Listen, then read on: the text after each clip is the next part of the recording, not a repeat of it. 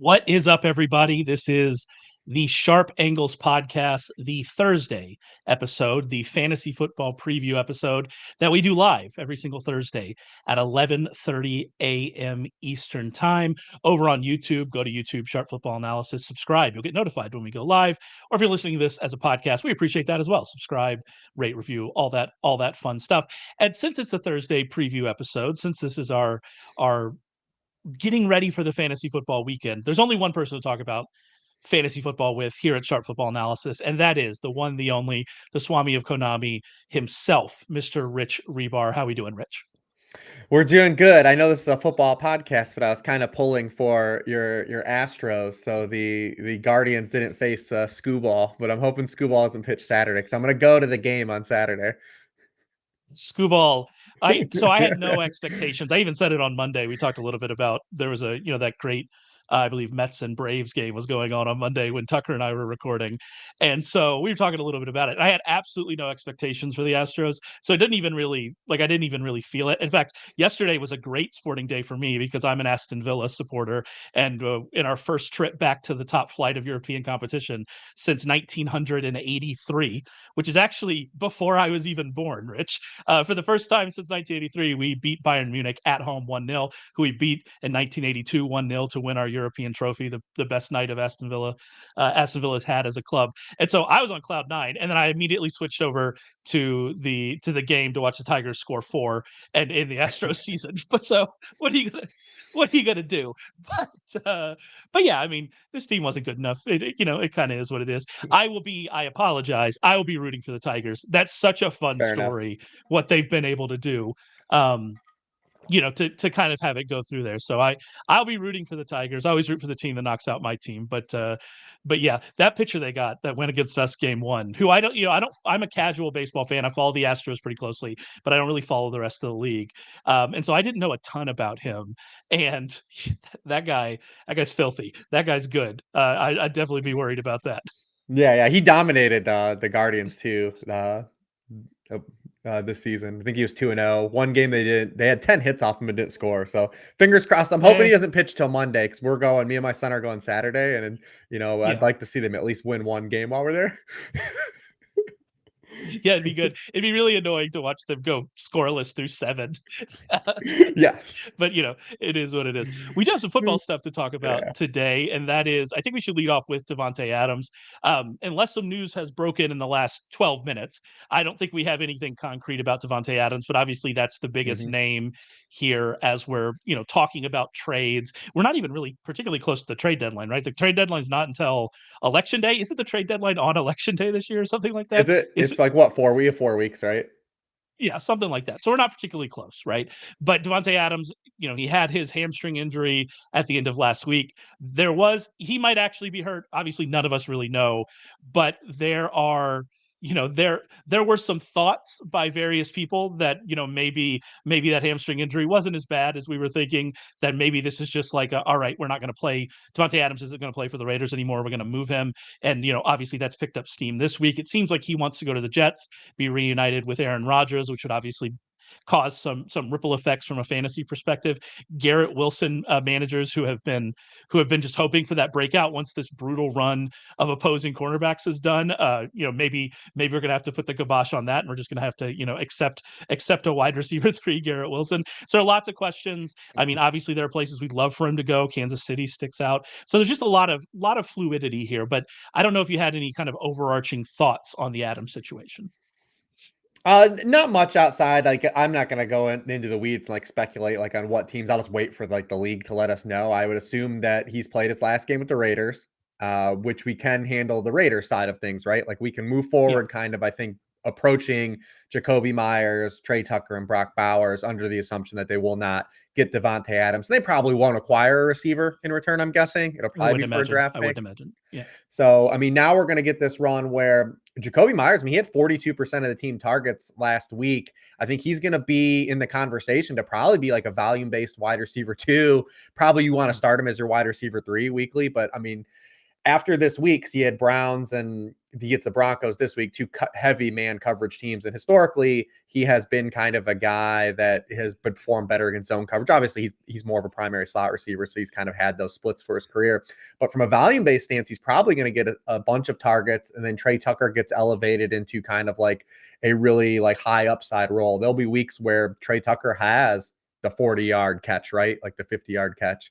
So it makes him kind of in these deeper leagues, an upside flex play. And then Bowers, I still think will have a larger run out. It's really weird too, Bowers. I'm curious to see this week how he performs because he had this in his collegiate profile, but it was like very small. But like he was really kind of not good in college against man coverage. And I was like, it's happenstance, whatever. He still is a 2-time Mackey Award winner, whatever. Because he was second to last in his draft class among tight ends in yards per out running against man coverage.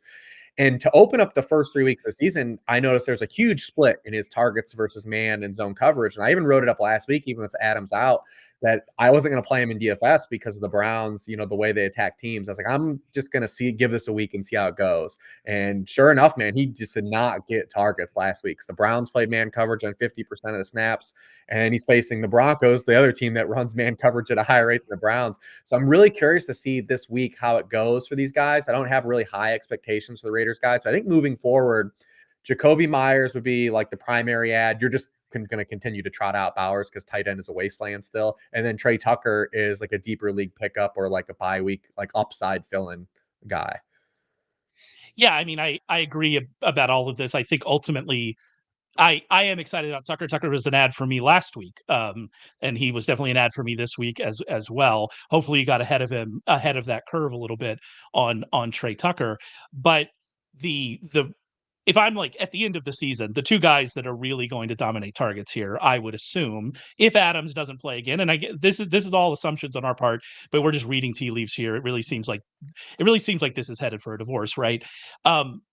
I would suspect that we're going to see a lot of Jacoby Myers and a lot of Brock Bowers. And I think your man coverage thing is really interesting because that was a concern last week. It is a concern this week. Most weeks that will not be a concern for Brock Bowers, given how the NFL plays defense now. And so I think if we're talking about like rest of season. Maybe if Bowers even has like another middling week this week, that he turns into like a buy low, people getting worried about him. But ultimately, like we're going to see a lot of targets for him. We're going to see a lot of targets for Myers, and we hope we get enough targets for Tucker, who we know can create some big plays. And so hopefully we get kind of enough of that situation. Ultimately, though, like you are still investing in this Raiders passing game, Raiders passing game that ultimately I assume will be helmed by Aiden O'Connell in the near future if we continue kind of going down the path that we're going down. And so I don't know how excited you can get about any of that. But again, if it's Aiden O'Connell and you're getting shorter targets, Jacoby Myers, shorter targets to Brock Bowers in your PPR league, that's probably going to be fine and going to work out. And so that's kind of the way that I'm approaching this situation. Yeah, 100%. My 18th round Trey Tucker picks are feeling good, but yeah, I'm with you. I don't think that anyone with Bauer should panic over like this 2-game stretch and think like he's just going to be, if he does continue to struggle, he might not even struggle this week. We don't know, right? It's still like a small sample size that we're trying to build out. I will say I'm not real excited to, play guys against your Denver Broncos though. Thank you very much. I did not get the offensive part of that right, but I was right about the defense being better than people are giving it credit for. Hey, this might be the week for some Broncos guys, right? Like if there was ever a week to be excited about Courtland Sutton or even maybe having to play Javonte Williams, this would be the week. Javonte Williams. I don't even know what to do with that guy. I have a lot of injuries on my Scott Fishbowl team, and I think Javonte Williams is going back into the starting lineup. So let's hope for the best, Javonte. Let's do it for me for sure. A few interesting questions in the chat. We'll get to those here in just a second. I do want to mention we have a really interesting promo running right now at sharpfootballanalysis.com. It's a promo code ladder. Will get you all of this week's picks from Warren Sharp, all of this week's premium articles from Rich Hribar, including his worksheet previews, previewing every player in every single game, and his DFS picks articles, which come out on Friday night or Saturday morning and are scorching hot. Absolutely scorching hot over the last 2 weeks. If you play DFS, you want to know who Rich is playing weekly because he's been on fire. You can get all of that for just $5 for week 5 using promo code LADDER over at sharpfootballanalysis.com. We also have, as part of that, you'll be entered into a promo that involves our ladder bets. We've done really well on ladder bets really over the past 2 years, where you bet a guy's base number over his base number, and then you ladder it up. So let's say if someone's base number was 60 yards, you bet over that, and then let's say you can get him at over 75 yards for plus 155, so on and so forth. We've been hitting a lot of ladders lately. We've been pretty good at it. And so if that happens again, we'll be giving away some money. So go over to sharp.football, look for our promo, this ladder promo, read about that, and check it out. Again, everything on the site for $5. It's worth it. Go and check it out. Some questions here that I think are interesting. We have this first one that is it's a start sit question. I always, for start sit questions, there are two-way things that I do. I say go to our rankings available at sharpfootballanalysis.com, Rich's rankings, and if you are a subscriber, make sure that you're checking out Rich's pregame live Q&A every single Sunday morning where he goes through and answers all these questions. But I do think there's two reasons I want to answer these questions. One is this is a esports person, FaZe Daily Clips TV. So FaZe, if we're talking about esports, I'm in. And the second reason is because I think it's interesting. He has Mike Evans, Tyreek Hill, Xavier Worthy, and Dontavian Wicks. And he wants to know, we got to start 3 of those 4. And he says he's leaning towards sitting Hill. And I think that's an interesting conversation to have because I think he might be right. I ended targets for Xavier Worthy. I kind of hope that we do, but that does take some projection that his role is going to change a little bit. Are we going to see more from Worthy? Obvious Wicks. We'll talk about Wicks later. We're going to be high on him. Mike Evans, we're high on him. I don't know. Like, this is a really tough question if we're going to be sitting Tyreek Hill this week.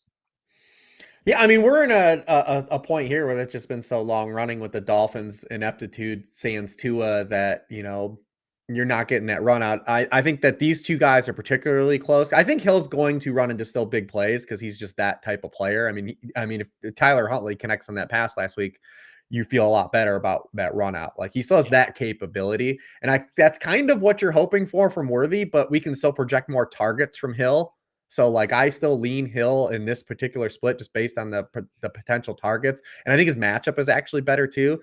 For all the hype surrounding Christian Gonzalez, I mean, the Patriots are getting flooded by wide receivers.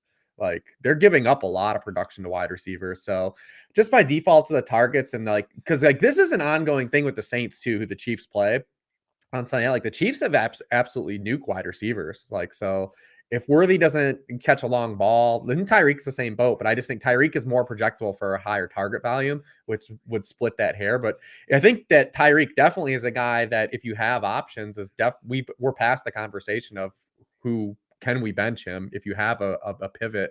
Jalen Waddle, especially too, even has worse splits than Tyreek, without Tua.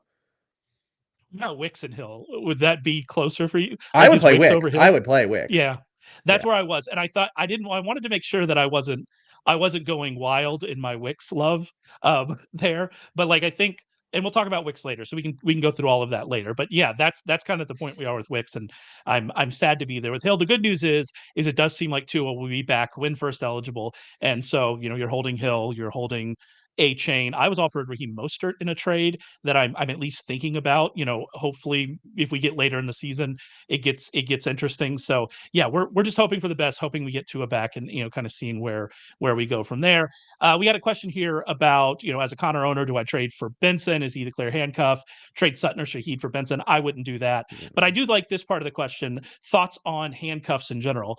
There are two parts to this question. The first is Trey Benson the handcuff for Connor? We don't know. He's not playing more snaps than DeMercado, but also we would expect DeMercado to maybe stay in that same role that he has now. And I would think that Benson would show up and be the guy that takes on that Connor role. And if that's the case, I mean, with what we think of Benson as a talent, with how successful Arizona has been running the ball under this new coaching staff, then I would be pretty excited about Trey Benson.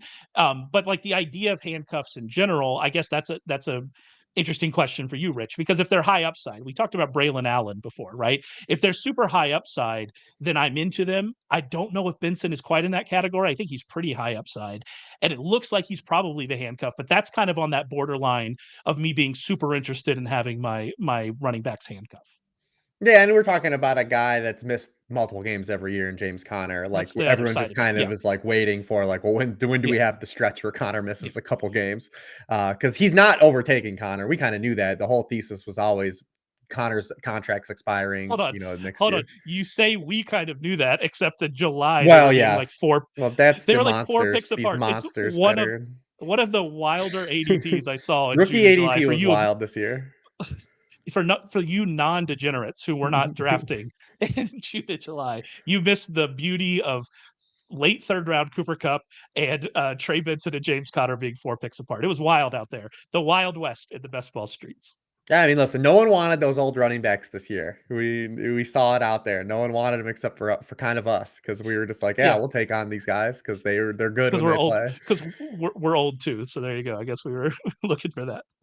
Yeah, I mean, typically I would rather handcuff other running backs though. Like I would because you just have more upside, instead of using two roster spots typically for one spot. And in most cases, like you kind of hinted at, it's not one spot. Most often these guys do not take over the full role. I would imagine if Connor does get hurt, DeMercado will play passing downs, like kind of the same thing, which I think it'd be good for Benson, obviously, but we still wouldn't see him just like immediately go to like a 90% like backfield opportunity share or anything like that.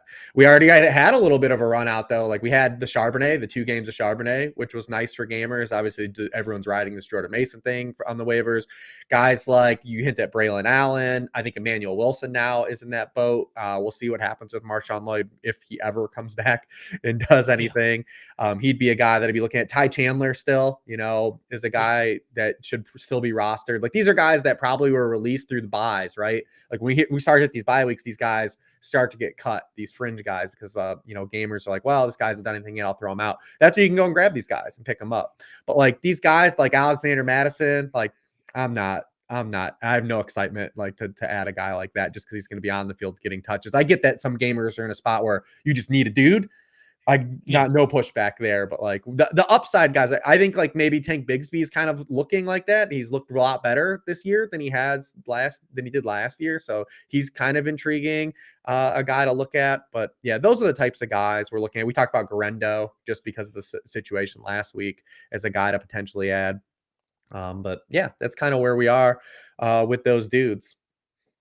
Yeah, and I think your Tank Bigsby call is right. I had him I think as an ad this week, and that situation with Etienne, it was odd. Like I get that he probably was actually hurt, right? Like it seems like he was actually hurt. He's on the injury report but like the whole body language on the sideline throughout that entire thing was just strange. It wasn't like a normal, this guy's hurt, he's in the tent, he's gone back to the locker room to get taped up or something like that. He was just standing on the sideline with his helmet while Bigsby was in there taking a lot of carries. And then, we saw Bigsby get a lot of carries in week 1, and then he had his own shoulder injury. And so we didn't see that in week 2 Yep. and week 3. But I wonder if he doesn't have that shoulder injury, are we really talking about like a true split here? Are we overestimating that what happened in week 4 was because of the Etienne injury and not just that this is something that they're interested in doing? Like there's a lot of questions around that whole Etienne situation to me. And so yeah, that definitely makes Tank Bisbee interesting. And I think your point, and this is ultimately, I tried to denote this, I needed probably do a better job of it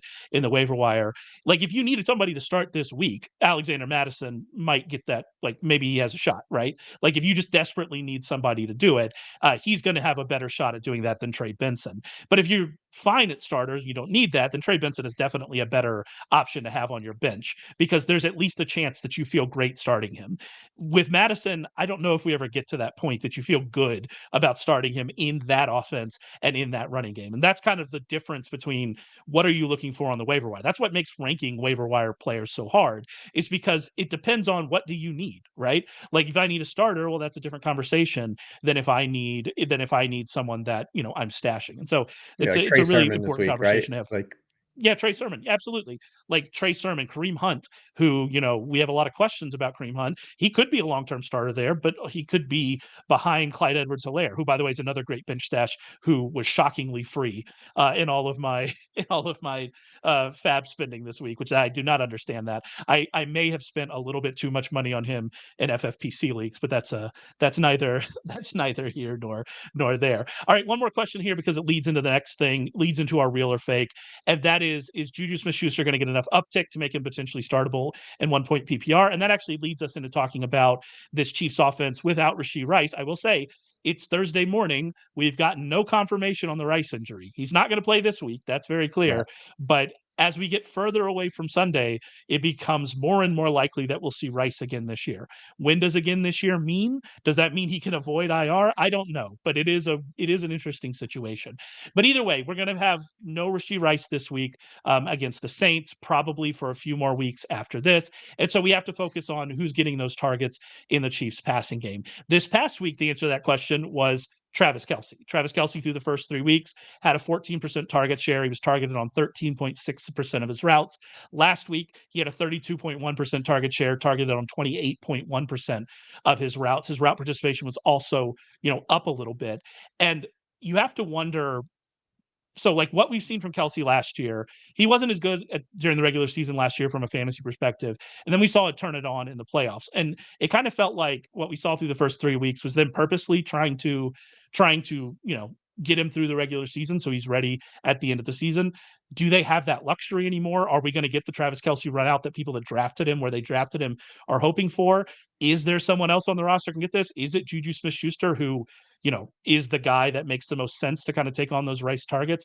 I don't know. I kind of think this is going to be the Kelce and Worthy show from here on out. I'm hopeful we get an expansion of Worthy's, targets and Worthy's, usage and how they're using him. But I could see a world in which Juju Smith-Schuster gets 6 or 7 targets a game, much to the chagrin of people that are hoping for, a Renaissance Travis Kelce season. And the other guy to kind of factor into this is Noah Gray.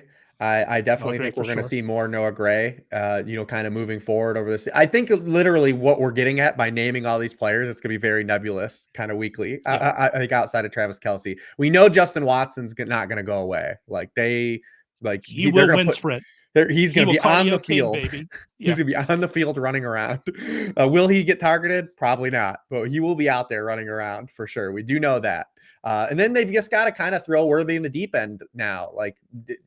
I don't think this was their part of their plan. Obviously, things, happenstance that things get forced into this, but Worthy, I think, was meant to be kind of a guy they nurtured along with Hollywood Brown, kind of running that intermediate level stuff, Rashee Rice running the underneath stuff, and both those guys now are out of the lineup. So they've kind of force Worthy's hand here in his development as like a full field wide receiver. And we'll see if that happens. He has played in the slot a little more the past 2 weeks. Like the last target he had in the game to ice the game, like on the, the underneath mesh, like that stuff we need to see from him. And he's probably going to get more of that put on his plate moving forward. Obviously, you love the 54-yard touchdown where he runs straight and fast because he's faster than all the other humans on the football field.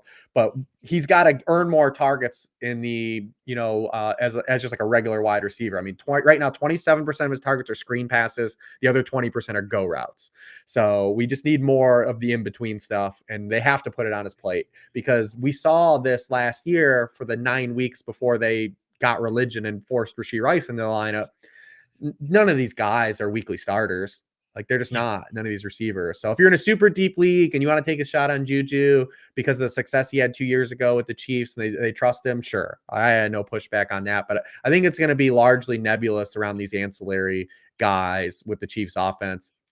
And the other equation is like what our gamers now doing with Patrick Mahomes, right? Like, I mean, we're here. We're a month into the season.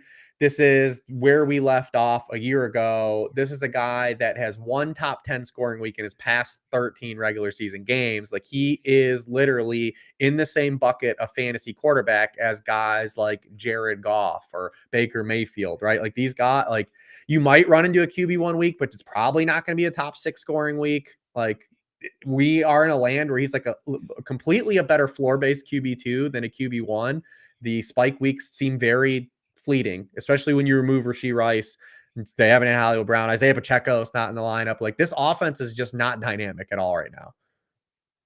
Yeah, and I think that's probably the bigger takeaway here is that we just have to continue lowering our expectations for this offense. And that's, but we saw that again last year too. This isn't like, I think your point is this is not a new development Yeah. here. By the way, that's the second week in a row you've used find religion with the coaching staff. And I'd like you to continue doing that because I enjoy that one. But this is not like a new development for this. Now we're looking at running back, is it going to be Kareem Hunt? Is it going to be Clyde Edwards-Helaire? And you go, okay, maybe if it were 4 years ago, you'd be excited about either of those either of those possibilities. But now where, Kareem Hunt's coming off a disastrous year with Cleveland last year, as one of the worst running backs from an efficiency standpoint and from an explosiveness standpoint in the league last year. He was pretty good this past week against the Chargers, so fair play to him. We'll see what happens here. But like we're coming off of that season with him. Obviously, we haven't seen CEH really do it in the league in a long time. Carson Steele, it seems like he's fumbled away his opportunity, literally fumbled away his opportunity. Samaje Perine going to be in that secondary role. Like, and it just, it's so nebulous.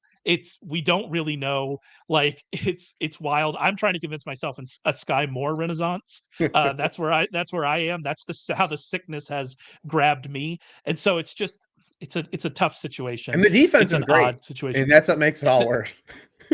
Yeah, the defense is good. That'll be fine. Yeah, The defense is going to be great. fine. A couple more interesting tight end situations, and that is Mark Andrews and Kyle Pitts. I want to talk about their struggles. And I think these two guys are so interesting because they are both struggling, but for very different reasons. And I guess how you feel about either of these guys is like kind of a Rorschach test for how you view fantasy football, because Kyle Pitts appears to be struggling because he can't earn targets, which that seems very worrying to me. Whereas Mark Andrews is struggling because he's dropping open passes, which please just catch passes, Mark Andrews. That'd be great. But he's struggling because he's not on the field and the Ravens aren't throwing the football. And so they're both struggling. They're both in that kind of, they maybe should be on a bench, and maybe you're going to be considered dropping them for someone like Tucker Kraft, who we'll talk about later. But they're in there for very different reasons. Mm-hmm. And ultimately, I think that even though Pitts is playing, I think I'm more worried about that because now we just have this 2 years now of information, going on 2 years of information of him just not earning targets. And ultimately, if the Ravens are forced to throw and Mark Andrews gets back on the field, you at least have some hope that Andrews is going to get those targets. Is that off, or how are you viewing this situation? No, yeah, I mean, now Kyle Pitts is the common denominator, right? It was I was someone where he was getting drafted at, compared to Drake London and Bijan Robinson. I'm like, how come none of this is getting priced into Kyle Pitts? I'll take a few shots at him where it fell. The knee injury, Arthur Smith, the quarterback situation, a little bit of a hall pass based on this prospect, and now we've had the same run out for a month where we left off last year. He hasn't had more than 4 catches in a game since week 5 of last season. And like I said, he's the common denominator. And one thing we don't know is the effort thing, right? Like there's been a lot of speculation of how much effort he's putting in. We don't know that. And us as fantasy gamers coming into a season, we'll never know that, right? We're kind of dealing with something on like DJ Moore's going through something right now too, where like we don't really know internally what's going on at DJ Moore. Something's clearly going on. Bad body language. There was some bad body language on the sideline last week. But there's something going on, and like there's some kind of something funky with Kyle Pitts too. Like we don't really know, but the fact is he's earning fewer targets than Darnell Mooney and Ray McCloud, and that's what we have to base it off of. The only good thing you can say about Kyle Pitts is that he's staying on the field and he has the most end zone targets of any tight end. Like the only 2 good things I can really say about him is like he's out there and they've thrown him a couple passes in the end zone. But Mark Andrews is just kind of fallen victim, I think, to circumstance, though. And there might be more underlying stuff, too, that we don't know about his, we talked about him last week, the tightrope surgery, the car crash, all those things. But we also talked about the Ravens and how they were kind of calibrating this offensive identity, right? And because in week 2, he was fine. Like he averaged 10 yards per target, was involved in the, they played a lot of 11 personnel. He was involved in the pass heavy kind of script that they had against the Raiders. And then they kind of said, well, what if we dust off Patrick Card, Charlie Collar? We mix in, a lot. We make teams defend Derrick Henry and Lamar Jackson. And they've kind of found that the last 2 weeks. And you look at their upcoming schedule, Bengals this week, who are dead last against success rate against the run. Commanders next week, who haven't stopped the run. Like they're probably going to stick with this, right? Like this for the short term, it's probably going to be a pretty heavy dose of Derrick Henry with Patrick Ricard on the field. And when you look at it from a game script stance, Mark Andrews just projects if they do this, we've already seen those 2 game scripts where they've done this, and he just hasn't been on the field. And if a guy it's one thing when a guy's not earning targets. When a guy's just not on the field, we can't play him, right? Like we just can't. Like, so we need the Ravens to find themselves in these kind of situations where Mark Andrews is now involved in these pass heavier scripts and can find his way at least to routes, because right now he's not even getting those. So if a guy's just genuinely not going to be on the football field, he can't score fantasy points for us. That kind of brings me. I have like this half baked idea in my head of a take, and you could tell me if it's absurd or not. It probably is because it's a half baked Raymond idea. But here we go. Like I think that I would rather play Kyle Pitts than Mark Andrews this week. But if I have another tight end, I would rather have Mark. I'm less likely to drop Mark Andrews than I am to drop Kyle Pitts, because at some point Mark Andrews could get back on the field. At some point, they could stop running this thing. And if that happens, I'm going to have some faith in Mark Andrews to actually catch passes and to actually kind of be involved in the offense. Whereas now what we've seen from Kyle Pitts, this might just be what Kyle Pitts is. And if this is just what Kyle Pitts is and there's no kind of avenue, maybe you have to keep playing him because there aren't better options. Maybe you missed out on Tucker Kraft on the wire. I'm playing Tucker Kraft over Kyle Pitts in a league this week. Maybe you missed out on that, right? But so maybe you just have to play Kyle Pitts. But I would rank Kyle Pitts higher in tight end rankings this week. But if I had to think of a bench stash, if I want to keep two, I'd rather have Mark Andrews on my bench. That's my half baked idea. Is it wild?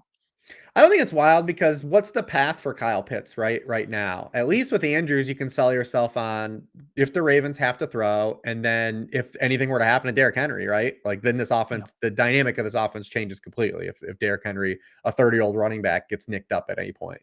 So, but if what has to happen for Kyle Pitts to start getting targeted right now? Like, I don't know. He's on the field. There's the offense is kind of where we thought it would be now that they've adjusted after that playing week 1 preseason game that they had. So I don't really know, man. I don't really know. Like you said, though, when I was even slotting guys this week, and it's you want to bury a guy like Kyle Pitts, but then when you get to tight end 7, you're like, these are all the same guy. These are just all the same guy. These guys that they're running routes. They don't particularly earn targets because they're not a top target in their offense. And you just hope a guy luck boxes and do a touchdown, right? We've done this with so many guys over the course of the season already through 4 weeks. We had a week where Hunter Henry spiked and was tight end 1 and has done nothing since. Obviously, we had Isaiah Likely in week 1. We had the Cole Kmet week, now Keenan Allen came back, and Cole Kmet's how many targets is he going to earn? And then also the Bears had some success running the football for the first time this year. Pat Freiermuth, got in the box last week. It's these guys are all the same though, the Conklins, the Cade Ottens. It's just literally the same thing. I feel bad because I write it up in the worksheet too. It's just this never-ending bucket of this is a big tier of tight ends. Yeah. Although I will say Cade Otton, the usage bump in the last 2 weeks is at least encouraging for Cade Otton. If we're trying to make who are we playing out of this group, at least I have some interest in Cade Otton. I'd probably play Cade Otton over. I would definitely play him over Mark Andrews. I'd probably play him over Kyle Pitts. But that's kind of where we are. We were going to talk about Ravens and Bengals a little bit later, but I do think this is interesting because this whole issue of Mark Andrews targets. Mark Andrews has run 16 routes in the last 2 games. Here's some names directly ahead of him on that list: John Bates, Drew Sample, Will Dissly, Cade Stover, and Luke Farrell. Blake Whiteheart has run the same number of routes as Mark Andrews over the last 2 weeks. And if you're not a degenerate, you might not even know who Blake Whiteheart plays for. So that is AJ Barner is out here getting routes. There we go. That's where we are. But that has also affected Zay Flowers because of this kind of game script that we've seen. And one of my concerns on Zay Flowers coming into the year, I wasn't particularly high on him coming into the year. I do have him on some dynasty rosters, but I don't really know if I drafted him in any redraft rosters. In best ball, I definitely drafted him with Lamar in some places. But I wasn't particularly high on him because I didn't know he was 30th last year among qualified wide receivers in fantasy points per target. And I thought he was going to lose some of those targets, some of that target share to Mark Andrews. Turns out that is not correct at all. That is not what we've seen, but he has lost some of those targets to kind of what we've seen over the last 2 weeks. And over the last 2 weeks, he's 72nd among wide receivers in targets, and he's 91st in routes among wide receivers. And like you said, are we going to continue to see the Ravens do this? We don't know. This week would be a good week for them to keep doing what they've done over the last 2 games. And if that's the case, even in what looks looks like a great matchup here against the Bengals. What are you getting out of Zay Flowers, right? And so he's another one of these kind of players as part of this offense. We're excited about Lamar and what we're seeing from him as a runner. We're definitely excited about what we're seeing from Derrick Henry, another, hashtag team old running back win for everybody. But like the other pieces on this offense, Zay Flowers particularly, it's really tough out there for him. Yeah, and you got two good matchups these two games too, but they also project for the Ravens to be able to run the football. I would say like Zay Flowers, I just think he gets knocked down to like volatile wide receiver 3 flex status, because all you need is like for something that we really can't predict to go wrong, right? Like what if they just aren't successful running the ball? What if they have to because if they have to throw the football, then he's going to get targeted again. Like if you look at the target rate stuff, it's fine. It's just that Lamar Jackson has like 30 dropbacks the past 2 games.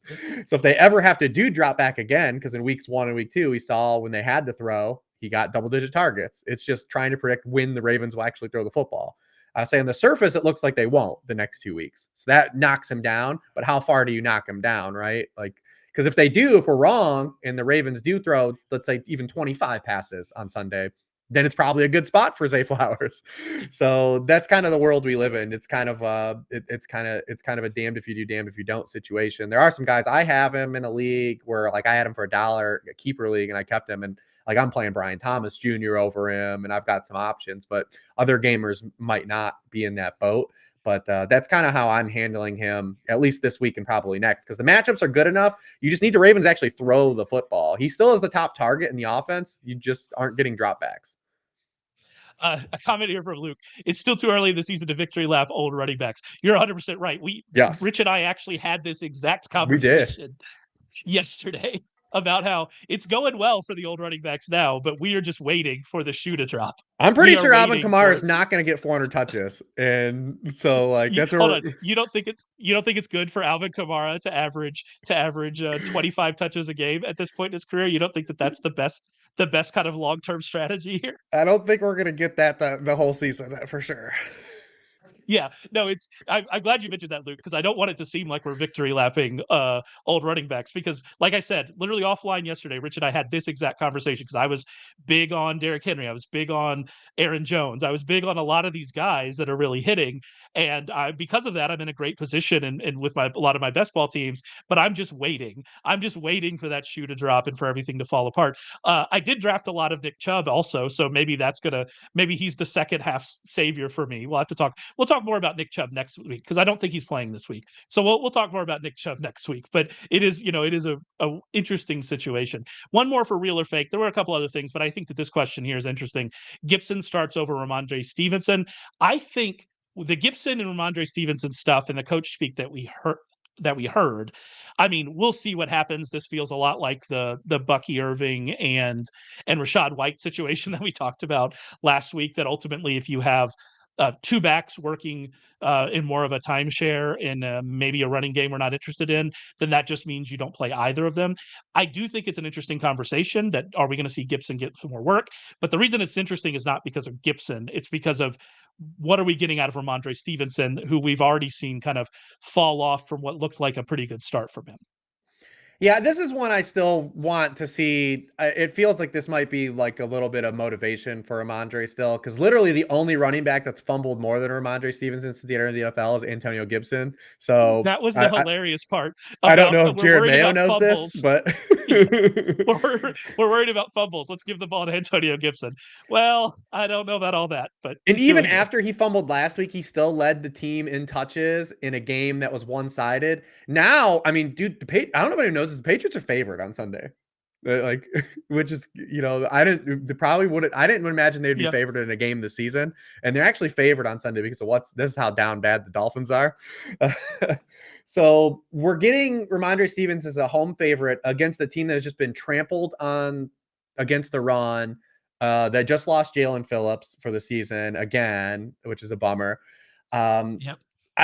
Definitely there's a rain cloud cast over this because of the fumbles and the comments from Jared Mayo. But I still think that this is a spot enough if I have Rhamondre and I'm in dire straits, and obviously everyone kind of is, especially with you factor in some of the running backs that are on bye this week. I would still consider him to be like an RB, be a wild card RB2. Granted, this could just happen. They play Antonio Gibson more, but I don't know if I fully believe what he's selling right now, because he didn't even he didn't outright bench Rhamondre. We saw Hasty and Gibson get some touches, but it was still Rhamondre led the team in touches after the fumble. And it was in a game they had no chance to win. So what if they're in these games? Because we saw the first 2 games they played competitive football. Rhamondre got to over 20 touches. So I wonder if he's running hot like early in the game and they're having some success. It's fine. Like he's motivated. And he's also not going to fumble every game either. As much as the fumble rate stuff is there, he's not also going to fumble every. I'm pretty sure he won't. We'll see if he makes it 5 for 5. But this is one I'm side-eyeing this though a little bit. I think your point is this is not like Carson Steele was fumbled and then like touched the ball like one more time the rest of the game, like played like 5 more snaps or something like that. Did he touch the ball again? He might have just got a target the rest of the game. Yeah, he just got a target, right? Like in the second half, he had a target, but he didn't catch it. And so so that's not that situation. That Carson Steele was benched. And this organization is like monetary investment into Rhamondre Stevenson. So one of the few on the offense that they actually do have that kind of investment. Yeah, side eye, I think is fair. Yeah, and we could see just more Gibson too, like because also this is a game where the Patriots actually might have like 35 backfield opportunities. I think if you have Antonio Gibson and you had Jahmyr Gibbs on bye, or you had some injuries and you just don't have a dude, Antonio Gibson I think at least is in play this week for sure. Because when else are we getting the Patriots? What's that? Gibson or Madison? I would play Gibson. I would play Gibson. That's interesting. I think I would play Madison, but yeah, against your Broncos. That's the bucket, but that's the bucket that we're in. Like that's what we're talking about. That's what we're talking about here. It's interesting. Question here: how about some Stephon Diggs revenge game? I did want to talk about that game. Bills at Texans, Buffalo -1 in Houston, which is kind of surprising. 47.5 is the total, and so there's lots of interesting things, in this game. We could talk about the Houston running game and that Buffalo Bills defense, and if what we saw this past week was more of like a mirage, or if teams are just going to run down the Bills' throat. But I do think starting with the Houston, wide receivers is interesting. I have a note here in the rundown that is just asking you to say nice things about Nico Collins, because that seems like something we should do. But yeah, I do think this receiver situation, especially if Tank Dell is back, is interesting, especially if we're going to walk down narrative street a little bit here with Stephon Diggs. And what I'll say is the comments that we're hearing coming out of Houston, like didn't CJ Stroud say something about like it's good to finally see Diggs playing football healthy? Like I saw a quote that was similar to that, which I mean not healthy, happy, which that's a knife dig if I've seen one. So it's an interesting situation we have here. Yeah, and we've seen Diggs, open the year, he had, the 2 games at the low A dot, he had the touchdowns, the usage wasn't great, and then he's come back and he's been really strong the last 2 weeks. Obviously, Dell was out last week, but he's looked good. And this matchup would kind of steer towards, Diggs anyways. I mean, it's not like the Bills are getting like shredded by slot receivers, but they're getting more giving up more work to slot receivers. So maybe this is a spot where Nico Collins slows down a little bit, because again, you talk about some of these guys that have just run pure. Nico Collins has established himself as a firm wide receiver 1 dating back to last year, but I'm also pretty sure that Nico Collins isn't going to have 2,000 receiving yards. So like we're going to have some slowdown a little bit. Would be bold takes, hot takes. So this would be an objective spot where you look at like, all right, well, if Nico just like maybe has a 60-yard game, this would be an identifiable spot for that to kind of happen. The Bills have been really good still on the outside. The interior defense is down bad, right? Taron Johnson, we'll see if he comes back. Terrell Bernard's out.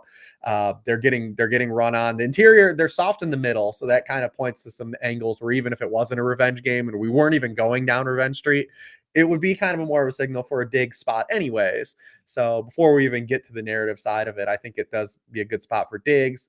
If we don't get Joe Mixon also, we just have to count on them having to probably throw the football more, because this run game sans Joe Mixon hasn't been very good. But the Bills defense, I think for their like Sunday night was like the crescendo of this run defense, but like this has been ongoing all year under the hood. I wrote about this a little bit in the worksheet, but like, we saw James Conner in week 1 have 83 yards and a touchdown. Devin Achane had 4.5 yards per carry against the Bills. He's averaged 2.2 yards per carry against everybody else, and under 3 yards per carry in every other game outside of the Bills game. Travis Etienne ran for almost 6.5 yards per carry against them. It's just they got game scripted out of the run. So it's been an underlying kind of issue that the Bills may be a team that if teams can run the football on them and stay in some scripts to run the football, you can beat them up in the middle of the field a little bit. So we want Mick. I'm hoping Mixon comes back strong. I'd be really bullish on him if he logged the full practice, but as of we've recording this show, he hasn't practiced yet even this week. Yeah, I was a little bit surprised by him missing practice on Wednesday because it did seem like he was even close last week. I'm hopeful he didn't suffer a setback. I've dropped Cam Akers in a couple leagues, and that could come back to haunt me, or maybe not, because maybe Cam Akers just can't do it anymore, and it's not going to matter as it hasn't mattered the last 2 weeks. But to your point, this is a spot for the Texans running game if that's what they want to do, and if Joe Mixon is back, and we saw them have a lot of success with that with Mixon healthy early in the season. I mean, you remember week one. Week one looked like Joe Mixon was going to be an absolute steal. To Mile High Luke's point, that's why we don't victory lap old running backs 4 weeks into the season. It looked like it was going to be an absolute steal, and now kind of here we are. But I do think he was close to playing last week, unless there was a setback of some kind. Wednesday probably was a maintenance day, and we'll just have to see. And I hope Mixon is back. That would obviously be great. I do want to make this point about Diggs. I want to get the quote right. This is what CJ Stroud said about Diggs. I think he got a bad rap. I'm very happy for him. He's having fun playing the game, which feels like some bulletin board material there for the Buffalo Bills. The Bills wide receivers, we have an interesting situation. I waxed poetic about Khalil Shakir last week and how good I think he is. Unfortunately, he did miss a target, and so he doesn't have 100% catch rate anymore. Which, how dare he? But obviously had that big play on the broken play, kind of the one bright spot for the Bills offense in that kind of entire game was him getting open on that broken play. He has an ankle injury, did not practice on Wednesday. I am interested if Shakir doesn't play. What does this look like? You added in the worksheet about Keon Coleman. It's obviously very limited, opportunities, but Keon Coleman without Shakir on the field has gotten a lot of targets, been, involved. I'm interested in what this means for Dalton Kincaid, because if you look at the rate stats for Kincaid, it's kind of what we want. He's the tight end 5 in target rate per route, but he's 12th in targets among that group because he's running around on 64% of the Bills dropbacks, and they've had, these kind of wonky game scripts. So it's an interesting situation if Khalil Shakir is out. I'm probably going to be pretty high on Dalton Kincaid, and I think you're kind of the numbers you have there about Keon Coleman. I think those are pretty interesting as well. Yeah, if you're in a box and you're trying to chase like a guy that has a chance to get more route opportunity and can get a touchdown, they're throwing Keon Coleman contested targets. So like if he's getting kind of those boundary shots, you take a swing, if you have to. I am definitely interested in Kincaid. I mean, the peripherals for Kincaid are good. We just need him to be on the field more than he's been on the field. And, some of the game scripts have been weird. He got kicked in the head in that game in Miami when it looked like he was going to be like the focal point of the offense. And then by the time he came back in, they were already up 3 touchdowns. But like the past 3 games targeted on 27%, 31.3%, 31.8% of his routes. We just need to get him up to that 75%, 80% tight end 1 route participation rate versus like the 65% rate that he's been kind of hovering around. So if we can just get there, he's going to deliver for you. And this would be a good spot if Shakir's out because, obviously there's a trickle down where, Shakir gets his targets to where Kincaid can earn targets, and whether they start incorporating Curtis Samuel more into the offense now that he's kind of removed from his turf toe injury that he started the season with could happen as well. I'd be nervous about Shakir this week anyways, just because of the ankle. Right. Like, I think even if he plays, you have to come with a little bit of trepidation, just him playing hurt and not being 100%. The other thing that's going on with the Bills that just maybe we all kind of thought could happen, I think we definitely thought this could be like in the range of outcomes, is just that like they don't have a dude. Like it's like Josh Allen is the dude, and then like the targets just kind of get dispersed around because they throw to James Cook, they throw to Shakir, Coleman comes in and gets some targets. Dawson Knox still is hanging around, so it could just be a situation where the Bills have a very kind of flat target tree, anyways, and no guy has like a 25% target share in this offense. That absolutely could happen in the range of outcomes as well. But I do think what Kincaid's usage has been underlying, like, I'm optimistic. We just need the route participation to go up. Yeah, that's where I am with him as well. One more game I did want to hit on, and it's a game I know you actually are very interested in, and that's the Packers at the Rams. The Packers 3-point favorites, total of 48.5. And I guess the place to start with this is the Packers passing game, going to be without Christian Watson this week. Although, again, I mean, we haven't got it. It doesn't seem like he's going on injured reserve. We haven't gotten official word about his injury as well. He's not playing. It would be shocking if he played this week. And so we're operating. And when on I the first assumption, seen it, I was like, this dude's cooked. I was like, he is done. It I, looked gnarly. I thought he was on injured reserve at the very least. And so that is good news. But he's certainly not playing this week. We're not going to see him probably for a few weeks, I would imagine. And that opens up kind of this situation that we talked about a lot in the preseason about, okay, if Watson is there and if Dubs is there and if Reed is there, we're not going to see a lot of Dontavian Wicks. But if something happens to Watson, which unfortunately has happened a lot in his career, thank goodness it wasn't a hamstring injury this time. That's at least, this is just kind of an unlucky kind of injury. And so we'd like to see that. We don't like to see the injury, but we're happy that it's on another hamstring. But now we have this opportunity here for Wicks. We also have this opportunity for Jaden Reed, where you and I get to take our weekly crow eating, our weekly serving of crow on Jaden Reed because he's about to lose his mind. We saw what Jordan Love kind of bounced back in garbage time last week. You look at this whole situation, and it's full of very interesting names from a fantasy perspective. Yeah, and this matchup is great, but one thing to also factor in is the Rams are dead last in the NFL in rate of passing plays that they faced because only the Dolphins have trailed at a higher rate than the Rams so far this season. The Rams have only led for 5% of their second half snaps. Like they're getting absolutely killed in game scripts. And that's what happened last week if you chased any Bears guys, right? Like they just never were really passed to throw. I do think the Packers will have success throwing the football when they do. But I also think this game sets up to be a good Josh Jacobs spot, right? Like he's had a couple of crummy matchups. He shed some running back opportunities to Emmanuel Wilson the past 2 weeks. I think this would be a spot to get Josh Jacobs going, especially if the Rams continue to struggle to score points early in games. So that also exists in the range of outcomes where like maybe we don't have the full flood out running on the surface that we would expect just based on the matchup because the Rams don't help us out. I'm a little bit nervous about that with the Seahawks guys too, the passing game in that game on Sunday night. If Malik Neighbors doesn't get back on the practice field, Malik Neighbors isn't playing that game. I don't know how we get any pushback from the Giants, but on the surface, great passing matchup for all the Packers guys. I mean, Dontavian Wicks, we didn't talk about the Uncut Gems. I assumed like he just doesn't count. He's probably going to be a top 24 wide receiver. What's that?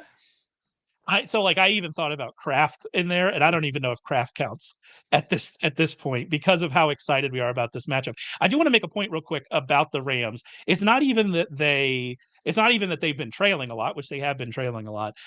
Ever since we've seen all the injuries, they're also not throwing in neutral situations. They were 5th in neutral pass rate in week 1. They are 26th in neutral pass rate over the last 3 weeks, right? And so like if this game goes to and the Packers score a lot of points early, that might push them. Maybe we get excited about Tutu Atwell. Maybe we get excited about Jordan Whittington, who, I mean, I don't know if I'm going to victory lap Jordan Whittington over Tyler Johnson a few weeks ago because ultimately it hasn't mattered either way. But like we did see Whittington kind of that preseason star. We saw him really get involved this last week. And, he's the kind of wide receiver that they like to feed targets to.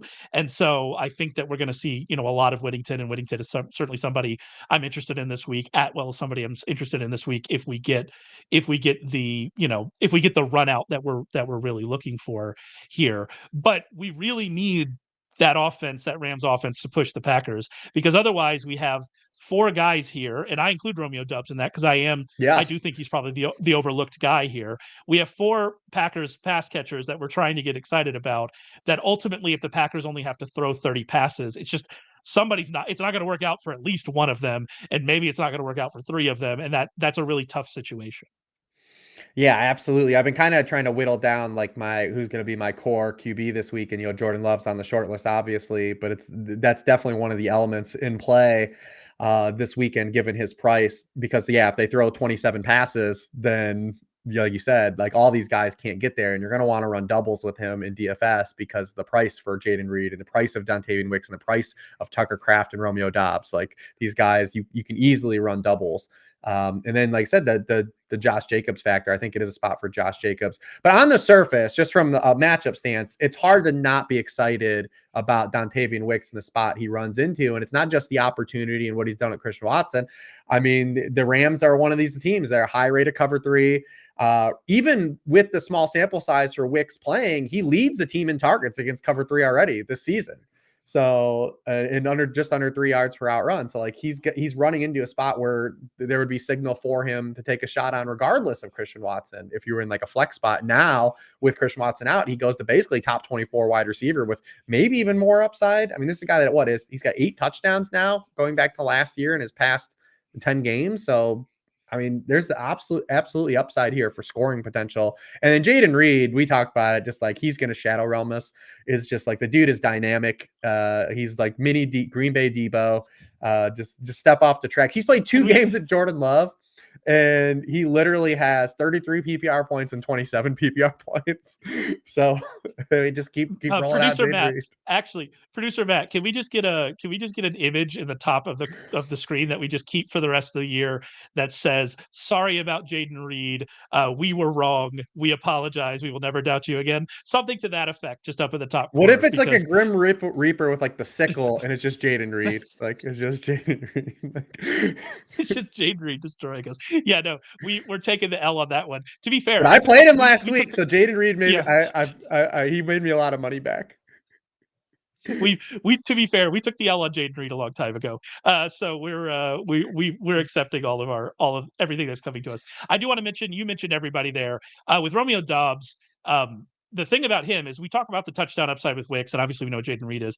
Romeo Doubs also could just have 2 touchdowns. Like he has that kind of role in this offense. If you go back to the start of last season, he actually leads the team in end zone targets.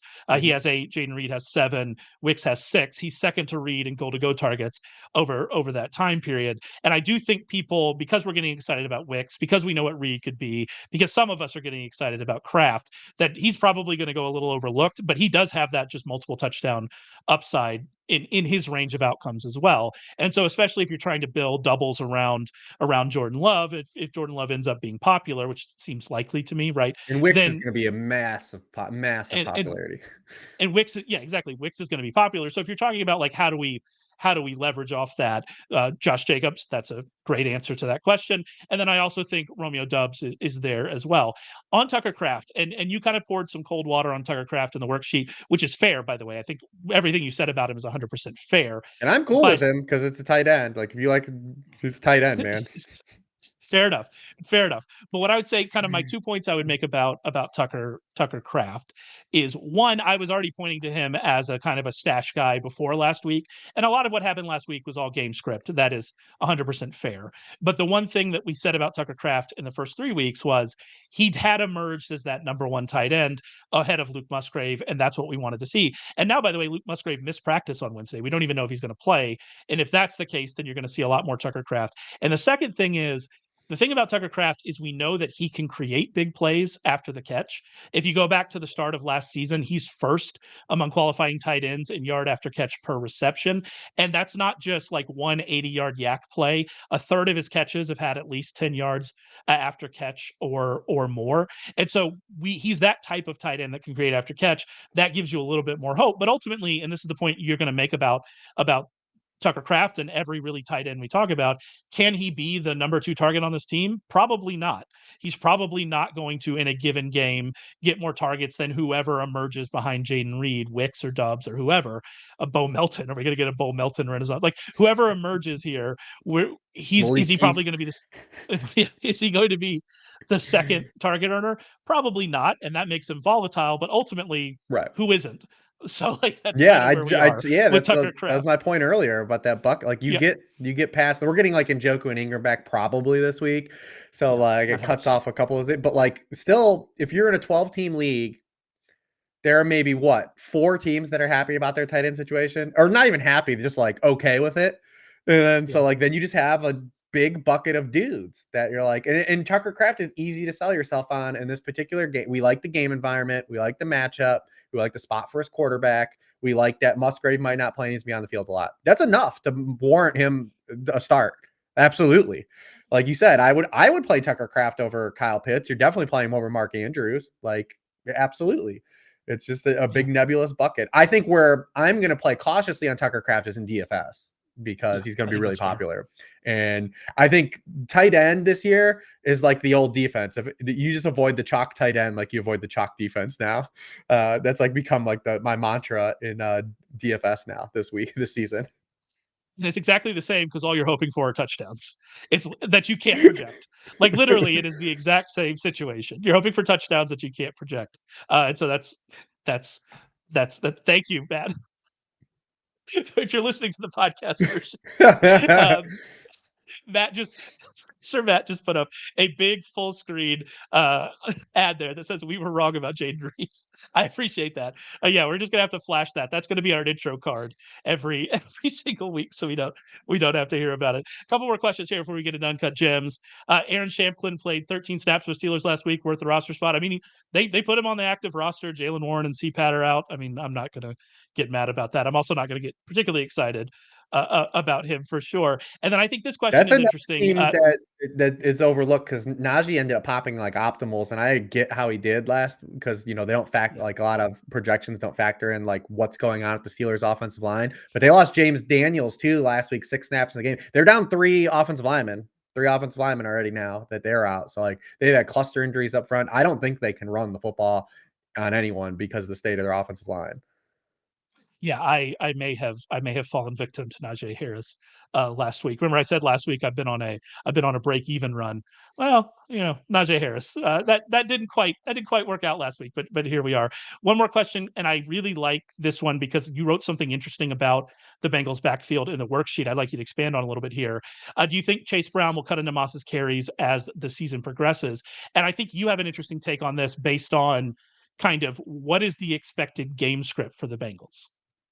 Yeah, and the short answer is yes, because they've Yes. Yeah. shown that when they are in these environments where they can play balanced offense with offensive leverage, where the run and pass game are available to them, that Chase Brown is a part of that offense. Also, Eric All is a part of that offense. But there's very clear, because we were trying to find these trends, like what happened in a week, but now we have a month sample. And that was the first time Chase Brown played at the goal line, but that was still just in the base offense. But the one constant that's gone on with the Bengals backfield is Zack Moss is the passing down back. He's playing. Chase Brown still only has 2 snaps in pass protection.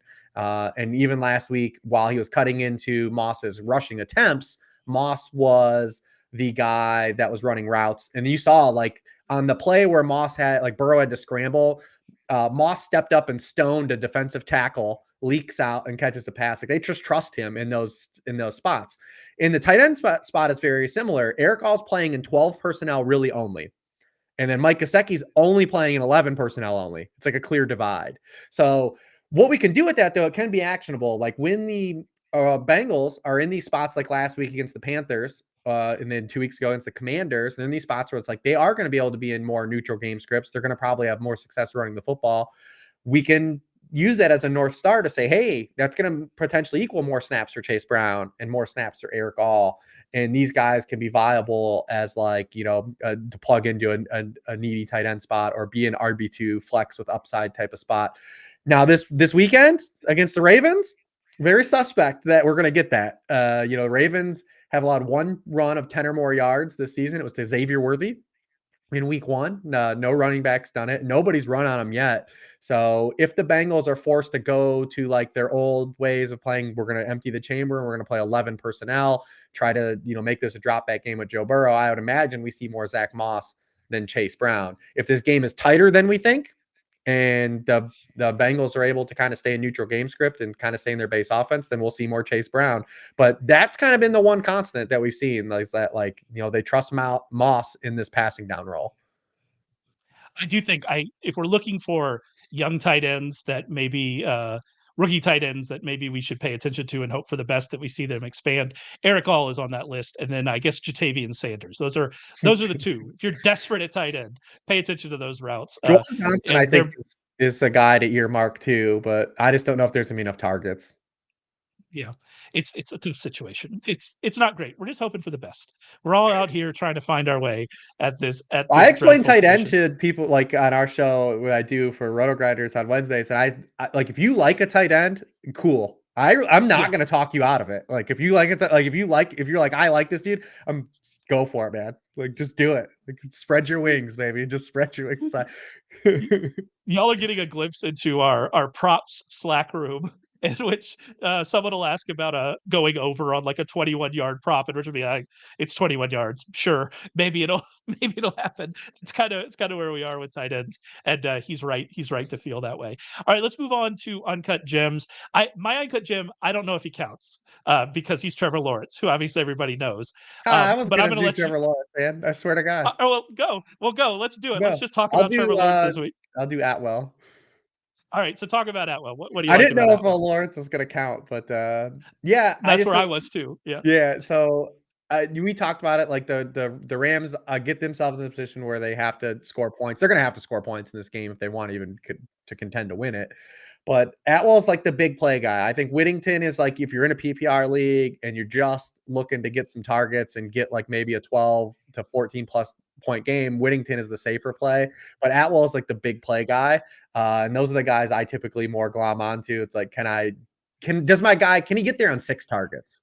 And I definitely feel like Atwell is one of those guys. He actually has a team high receiving yards over the past 3 games, double that of the next closest Rams player. He's actually 14th in the NFL. He has been a top 36 scorer in each of the past 2 weeks and a wide receiver 4 better in the past 3. The Packers are giving up a ton of splash plays.